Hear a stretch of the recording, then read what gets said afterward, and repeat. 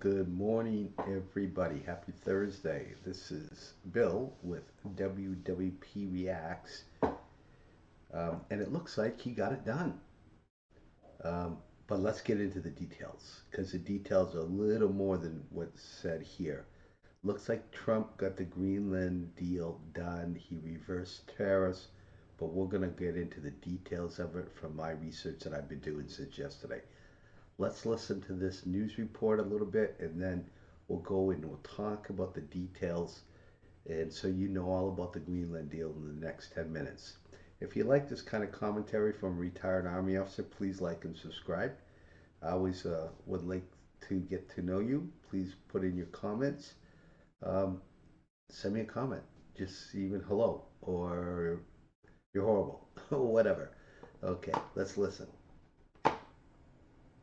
Territory sitting on calling off the tariff threats on Europe. This as he announces a framework for a deal on Greenland has been reached. And in a bold address to the World Economic Forum, the president outlining his vision for Western nations. NTD's Washington correspondent Mariotsu brings us key highlights from the president's speech in Davos. what I'm asking for is a piece of ice, cold and poorly located, that can play a vital role in world peace and world protection. It's a very small ask compared to what we have given them for many, many decades. President Trump, after meeting with NATO Secretary General Mark Rutte in Davos, says he's formed the ultimate long-term deal on Greenland, framing the island's acquisition as an urgent... Isn't that beautiful, though? That is so beautiful. I think that's Ruta, I think, Nutta, or whatever it's called. It's like the one the only town. Gorgeous, though. Issue of national security. Greenland is a vast, almost entirely uninhabited and undeveloped territory, sitting undefended in a key strategic location between the United States, Russia, and China that will make it impossible for the bad guys to do anything against the perceived good ones.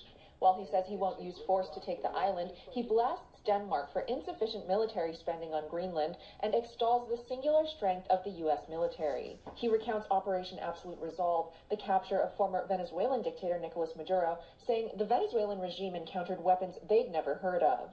Everything was discombobulated. They said, what the hell is going on? If you didn't have the opportunity to listen to this entire speech, I encourage you to go listen to it. I have never heard a sitting president talk to world leaders the way he did. Not that I'm against it, but okay. Let's get out of here. Let's talk about this deal in Greenland. Let's talk about what it is not. It is not a purchase of Greenland. It is not a lease or an annexation of any part of Greenland. It is not a bilateral treaty with Greenland's government, which, as you know, is an independent sovereign piece of Denmark, or semi-sovereign. And it is not finalized or legally binding at this point. Okay, a little history of Greenland, right? 1951, the accords were signed. U.S.-Denmark Defense Agreement was signed, which allowed us, really, if you read that agreement, I've read it quite in depth, almost gave unlimited powers for America to set up military bases in Greenland. We did that. We had about 10,000 people there at one time. Now we're down to about 200, and we just have this air dome, this air defense system there, or early warning system for ICBMs. So what's the big deal? What did we get? Okay, we're going to have expanded U.S. and NATO air bases, or basing access. We already had that, I thought, in 1951.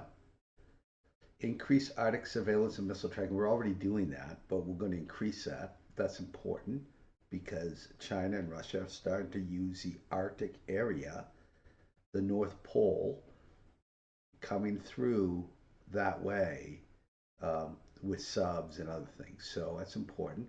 But we already have that. This is just an expansion of that. Reinforcement of commitments already contained in the 1951 U.S. Denmark Defense Agreement. I was just talking about that. This reinforces that. It does include for the future for the potential for Trump's proposed Golden Dome missile defense system, which will cover the entire Arctic. It's the new Golden Dome thing where basically the United States, well, North America, is protected from any intercontinental ballistic missiles or nuclear weapon strike. That's important. We need to get that in place. I mean, um, there's been talk of this kind of thing since Reagan was around. Okay, so but there is some good stuff that he got out of this. This allows for greater access for the United States on Greenland's critical minerals. It encourages Western investment to counter Chinese and Russian influence in Greenland. So I don't know if China and Russia are investing in Greenland overtly or covertly, rather. Maybe businesses from China and Russia are investing there to do some mineral stuff. I don't know. Maybe that's what we're trying to counter. Um, but this mineral access and economic access for the non-sovereign United States is subject to Greenlandic and Danish approval. So we got to go get approval from the Danes and Greenland. Of course, if the Danes give approval, Greenland usually does. Um, Greenland officials announced publicly there are no binding commitments at this time.